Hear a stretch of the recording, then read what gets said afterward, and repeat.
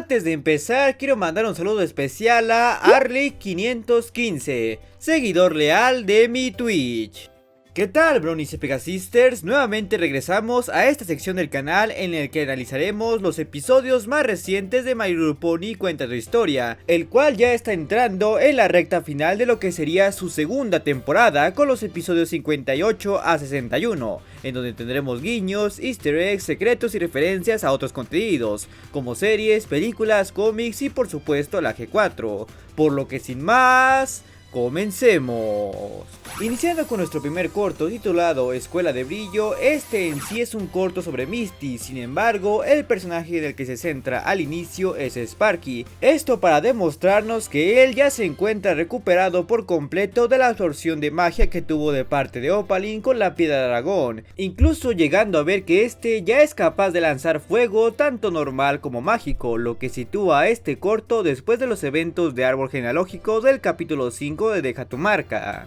La problemática de este corto es que Misty no es capaz de hacer brillar su Kyuremar y que esta asegura que jamás lo ha hecho, algo que técnicamente no es cierto, ya que nosotros vimos que la Kyuremar de Misty brilló en varias ocasiones antes de los eventos de este corto, en donde claramente vimos que ella se dio cuenta de ello. Es con esto que Izzy busca encontrar ese algo que haga que la Kyuremar de Misty brille, el cual por lo general ocurre cuando el pony en cuestión hace algo relacionado con su talento especial y que este se siente bien haciéndolo, un efecto que ya hemos visto desde la G4, aunque en la G5 este efecto también se ha asociado con la unión entre ponis, cosa que podría ser causa de los cristales de la unidad, los cuales son la fuente de la magia actual y estos requieren de la unión de los ponis para funcionar. Así que podríamos decir que cuando un grupo de ponis se une emocionalmente, la magia que emanan de estos se vuelve más intensa, cosa que se ve reflejada en su Kyuremar,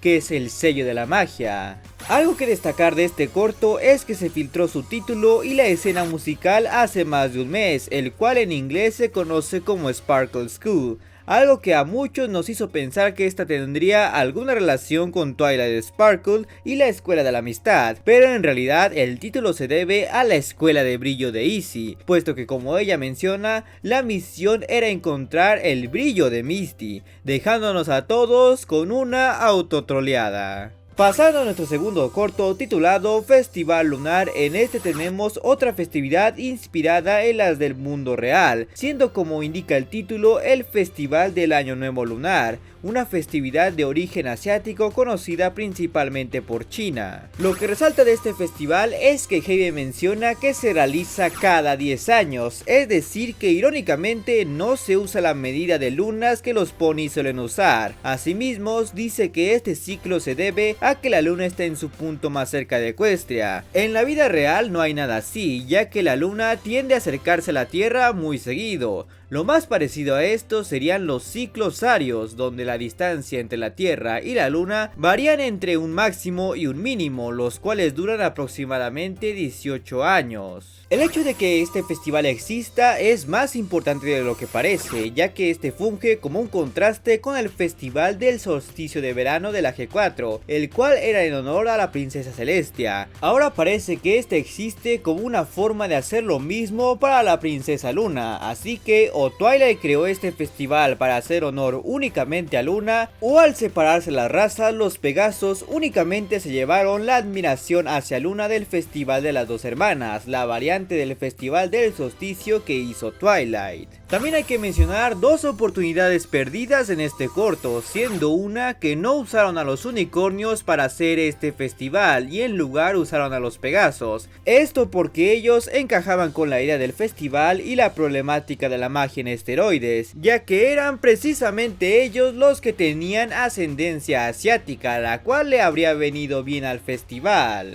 Como se puede notar por el mejor chiste del corto es que Pip y Ziv ya tienen sus anécdotas con el festival, lo que nos quiere decir que ya han vivido por lo menos uno, así que haciendo cálculos con especulación precavida, si damos por hecho que las hermanas están en sus 20s, es posible que ese flashback haya ocurrido entre sus 4 a 6 años. o sea que pudieron haber vivido otro festival entre sus 14 a 16 años, y ahora estén con este en sus 24 a 26 años, pero de nuevo, esto es solo una especulación. Vemos que Rufus actúa como guardia de seguridad del palco real, siendo la segunda vez que lo vemos en este oficio, esto tras el festival de Bride at Woodstock, así que parece que vender lentes en la costa y ser mago de espectáculos no es suficiente en esta economía. El otro elemento desperdiciado es que los acróbatas aéreos, o aeróbatas como aquí los llaman, no tienen ninguna similitud con los Wonderbolts, el icónico grupo de acróbatas y militares Pegasos que todos conocemos.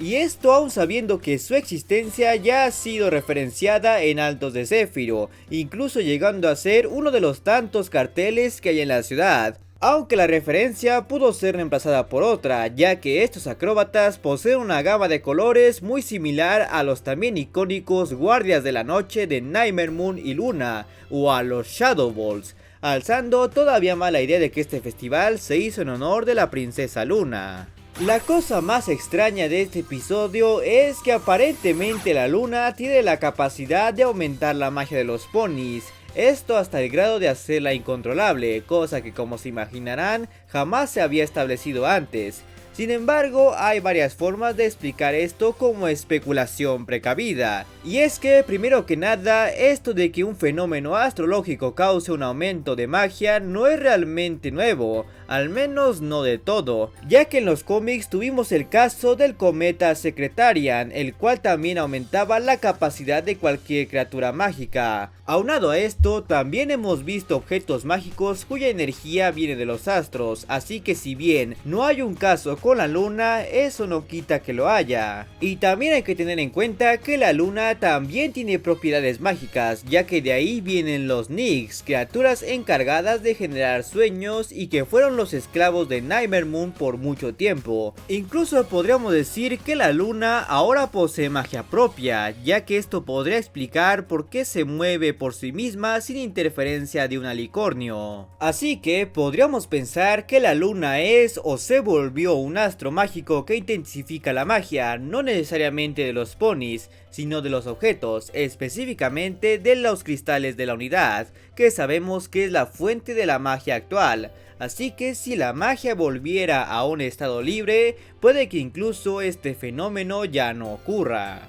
Y es en este momento cuando te das cuenta que tu vida es un infierno absoluto y no te queda de otra más que conformarte a aceptar todas las desgracias que hay en esta. En nuestro tercer corto titulado El olor de la aventura vemos como este inicia con una presentación de perfumes de May Melody, cuyo producto fue un desastre dado que Izzy le arrojó accidentalmente basura, pues da la casualidad que en los ya mencionados episodios de Árbol Genealógico, Pip estaba buscando una fragancia para sus productos, esto antes de toparse con los cardios apestosos, así que en el dado caso de que si haya llegado a un acuerdo con los Breezes, parece que Izzy le echó a perder esa inversión. Las flores misteriosas que Izzy le muestra a Pip son idénticas a las flores de broa venenosa, las cuales son recordadas por generar efectos aleatorios en base a las cualidades de quienes tienen contacto con ellas, pues estas flores dan un efecto que en cierto sentido es el opuesto, pues pueden generar el olor que el pony le guste, algo que en esencia parte de la misma base en ambas plantas, así que como una especulación precavida,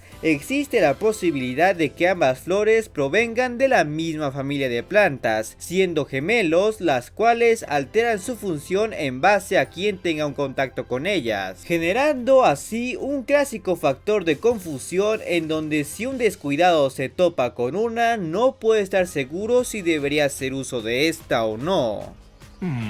¡Té delicioso! ¡O veneno mortal!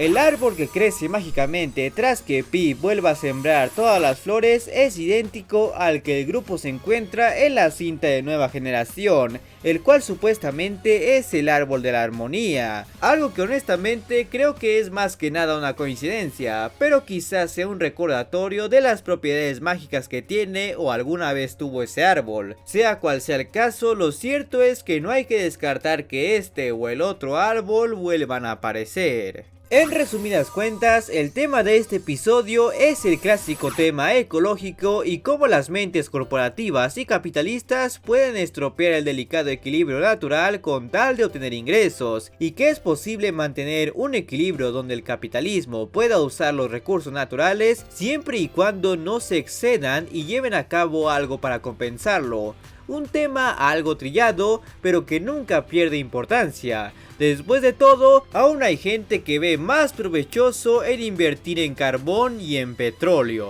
Pasado nuestro cuarto y último episodio titulado Ataque de Conejo, este marca el primer episodio de Cuenta tu Historia en salir tras el lanzamiento del capítulo 5 de Deja tu Marca, pero curiosamente este no tiene mucho que ver con él, algo que rompe la ya establecida tradición de que cuando salía un especial o temporada de Deja tu Marca, el episodio de Cuenta tu Historia que salía después estaba altamente relacionado con este, ya sea siendo una continuación directa o presentando a personajes introducidos en esos capítulos, pero este simplemente no fue el caso. En cambio nos presentan un elemento narrativo inesperado, ya que Sonny forma parte de un grupo de exploradoras conocidas como trotadoras, esto junto con Windy, y por lo visto el episodio da a entender que fue Windy quien invitó a Sonny a ser parte del grupo, lo que implicaría que este es de origen Pegaso y que hasta ahora se está expandiendo a otras razas, siendo mi única duda la de por qué Izzy no está tan bien con ellas, dado que esta sí se vería como alguien muy interesada en formar parte también. Lo que quizás contradiga a lo anterior dicho es que en el manual podemos ver claramente que posee ilustraciones de unicornios terrestres y pegasos, algo que se podría dar a entender que este grupo es completamente nuevo y que Sonny y Windy son las fundadoras, pero la verdad es que esto tiene menos sentido, porque eso dejaría la duda de por qué Sonny se cuestionaría qué tipos de insignias hay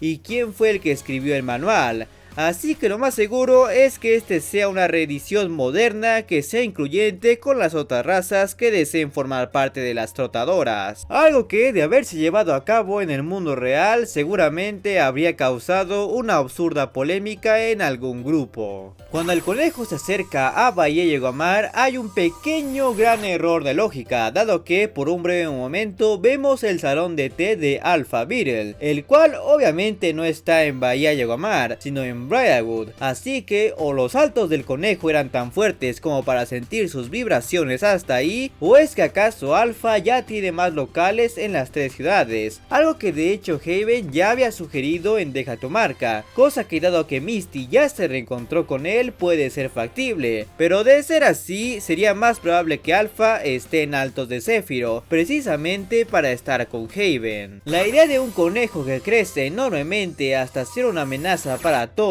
y este esté motivado a conseguir cualquier cosa que pueda comer es bastante similar a la premisa de Ataque de Codicia, donde un ser técnicamente inofensivo crece dado a su deseo de conseguir cualquier cosa que se le dé la gana y este termina siendo una amenaza para un pueblo pony. Finalmente, quiero resaltar el hecho de que al final todo el grupo obtiene la insignia de supervivencia, esto muy a pesar de que solo Windy y Sonny eran exploradoras, y aún en el dado caso de que el resto de la pandilla se haya unido al club, eso no explicaría por qué tienen las demás insignias que claramente no se han ganado. Pero si ahora quieres ver todas las curiosidades del primer episodio del capítulo 5 de Deja tu Marca, o una lista de los Kens de la animación, te dejaré respectivas ventanillas a las que puedes hacer clic.